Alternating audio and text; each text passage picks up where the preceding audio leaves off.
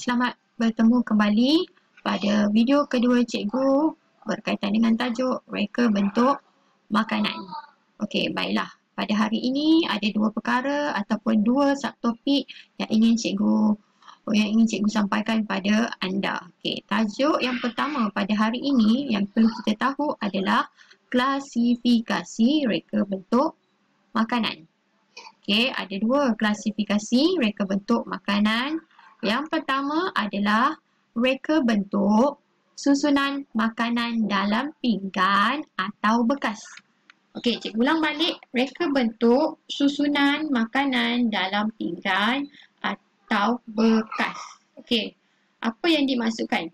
Bagaimanakah rupa bentuk susunan makanan dalam pinggan atau bekas? Maksudnya makanan tersebut kita hidangkan dalam pinggan ataupun bekas. Bekas maksudnya tupperware yang berbungkus. Okey.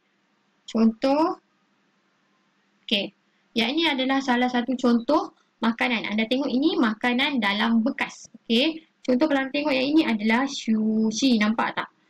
Okey. Disusun makanan tersebut di dalam bekas. Makanan ni ataupun kita panggil packaging bekas. Makanan ni boleh nampak cantik, nampak menarik. Okey. Yang ini makanan dalam bekas. Yang kedua adalah makanan dalam pinggan. Okey, yang ini kalau anda lihat nampak cantik, ada strawberry, ada calitan. Yang ini kita panggil susunan dalam pinggan atau bekas. Okey, yang ini selalunya kalau anda pergi dekat hotel-hotel, dia banyak gunakan susunan dalam bekas. Dia mewujudkan reka bentuk susunan makanan dalam pinggan. Okey, supaya bila pengguna atau anda datang ke hotel, bila makan, anda akan rasa luar biasa. Rasa makanan tu sangat sedap. Okey, mungkin makanan ni anda boleh dapati dekat luar. Tapi bila anda pergi hotel, bagaimana hotel tersebut dia ada perubahan idea. Okey, ada perubahan reka bentuk. Bagaimana dia membuat satu susunan makanan di dalam pinggan, menyebabkan makanan tersebut nampak cantik. Okey, yang ini kita panggil sebagai plating. Kalau dalam industri pemakanan ataupun kulineri, yang ini kita sebut sebagai plating. Okey. Seterusnya adalah klasifikasi reka bentuk makanan. Yang kedua adalah reka bentuk makanan itu sendiri. Okey, bagaimana makanan tersebut disusun? Makanan tersebut disusun dalam makanan tersebut. Okey, dalam makanan tersebut. Kalau nasi, okey, disusun dalam nasi itu sendiri. Kalau tembikai, disusun dalam bentuk tembikai tersebut. Okey, kita tengok contoh. Okey, yang ini labu. Okey, labu yang ini kita panggil sekaya labu. Okey, dia tak perlukan pinggan, dia tak perlukan bekas. Makanan tersebut dimasak di dalam labu atau pumpkin tersebut. Ini jenis masakan orang Melayu. Kita panggil sekaya labu. Okey, makanan ini dikukus.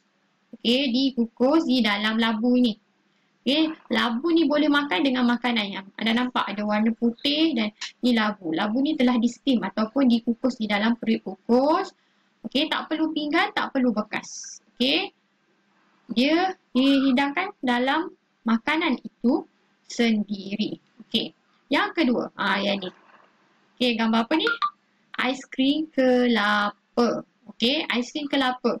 Bahan asas untuk buat aiskrim kelapa adalah kelapa. Bagaimana dia membentuk reka makanan tersebut adalah dia menghidangkan makanan tersebut dalam makanan tersebut. Okey, dia menghidangkan aiskrim ni dalam kelapa. Okey, itu yang dikatakan sebagai reka bentuk makanan itu sendiri. Okey, ataupun tart nanas. Okey, tart nanas kita buat tart, tapi kita buat tart dalam bentuk nanas. Okey, itu dipanggil sebagai reka bentuk makanan itu sendiri. Tart nanas dibuat bentuk nas. Okey, dibuat bentuk nanas. Okey, itu kita panggil sebagai reka bentuk makanan sendiri. Okey, ini ada dua klasifikasi reka bentuk makanan. Pertama, reka bentuk susunan makanan dalam pinggan atau bekas, dan yang kedua adalah reka bentuk makanan itu sendiri. Okey, seterusnya kita pergi kepada kepentingan reka bentuk makanan. Kenapa perlu ada reka bentuk makanan? kenapa makanan itu perlu ada reka bentuknya sendiri? Kenapa orang zaman sekarang perlu mementingkan reka bentuk makanan? Kenapa? Mesti ada sebab. Kalau anda tengok trend perubahan makanan, reka bentuk makanan daripada zaman dahulu sehingga sekarang banyak berlaku perubahan. Okay, contoh zaman saya dulu, zaman cikgu dulu tiada contoh tiada boba. Sekarang kita dah ada boba milk tea. Dahulu tiada hanya ada apa tea. Okey, teh ais, teh susu, kopi O, kopi ais itu sahaja. Tapi sekarang ni dia dah blend together. Okey, dia dah blend bersama-sama, maksudnya dah buat percampuran. Okey, sebab dia ada kepentingan. Kenapa dia buat produk tersebut? Dia ada kepentingan. Okey, yang pertama adalah kebebasan memilih kepada pengguna. Okey, pengguna bebas memilih. Bermaksud kalau pengguna ni nakkan produk ini, dia akan pilih. Kalau dia nak produk A, dia akan pilih A. Kalau dia nak produk B, dia akan pilih B. Kalau dia nak produk C, dia akan pilih C. Sebab dia dah ada pelbagai pilihan. Jadi pengguna boleh membuat lebih banyak pilihan, dia boleh memilih. Kalau dahulu mungkin hanya ada satu saja, contoh dia ada A. Okay, bila dia nak beli sesuatu produk, dia beli A sahaja. Tapi sekarang produk tersebut mungkin dah jadi 3. A, B, C. Jadi pengguna tersebut ada kebebasan. Dia boleh pilih A. Kalau dia tak nak A, dia boleh pilih B.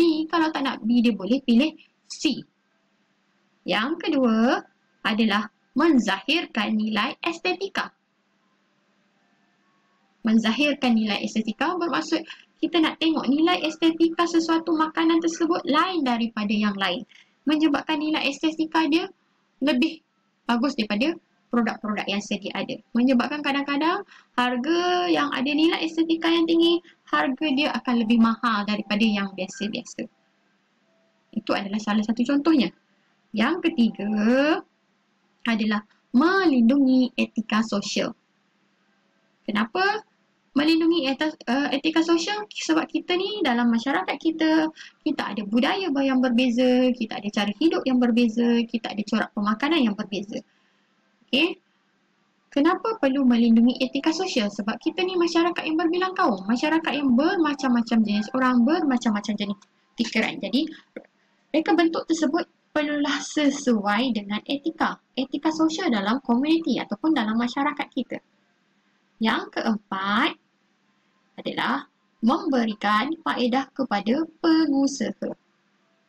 Cikgu ulang balik, memberikan faedah kepada pengusaha.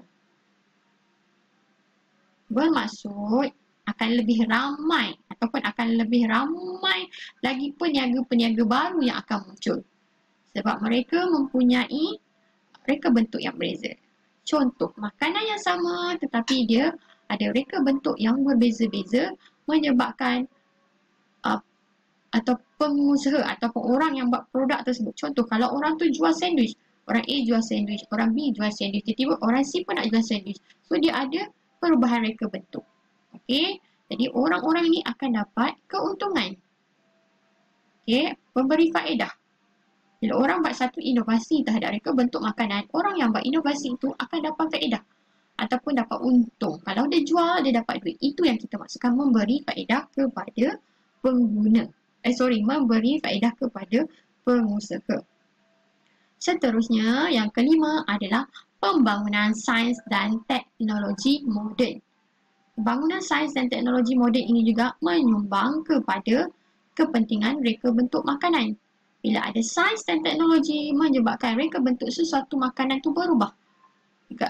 Berubah. Kita ada teknologi menyebabkan reka bentuk itu berubah. Teknologi memudahkan lagi proses reka bentuk.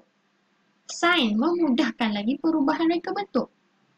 Ada teknologi, ada ilmu sains, kita boleh tahu kesan contoh bahan A campur bahan B akan jadi apa, ada kesan yang positif ke, ada kesan yang negatif ke.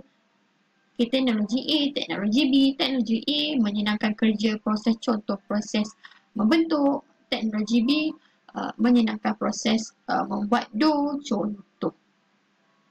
Seterusnya adalah yang keenam adalah kepelbagaian etika budaya.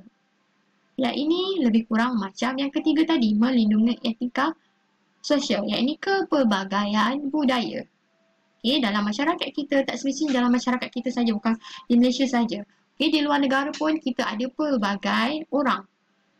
Okay, contoh kalau dekat Amerika Syarikat, dia ada orang kulit putih, dia ada orang kulit hitam, dia ada orang Chinese berbagai. Dekat Australia pun sama. So dia ada budaya, semuanya ada budaya masing-masing, menyebabkan berlakunya perubahan ataupun menyebabkan pentingnya reka bentuk makanan tersebut.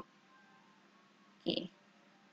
Ada 6 boleh ingat ada 6. Cikgu ulang balik. Yang pertama, kebebasan memilih kepada pengguna. Yang kedua, menzahirkan nilai estetika. Yang ketiga, melindungi etika sosial. Yang keempat, memberikan faedah kepada pengusaha. Yang kelima, pembangunan sains dan teknologi moden. Yang keenam adalah kepelbagaian etika budaya. Cikgu nak anda salin. Ini dalam buku nota, anda boleh pause cikgu punya video ini dan anda salin, termasuk yang slide sebelum tadi. Okey, slide tadi pun sama, anda boleh pause dan anda salin dalam buku nota anda. Okey, untuk tajuk kepentingan reka bentuk ini, untuk video seterusnya, cikgu akan terangkan dengan lebih lanjut lagi ke 6 kepentingan reka bentuk ini. Cikgu akan pergi satu persatu. Hari ini kita pergi secara umum sahaja. Okey, itu sahaja untuk hari ini. Semoga bertemu semula pada video yang akan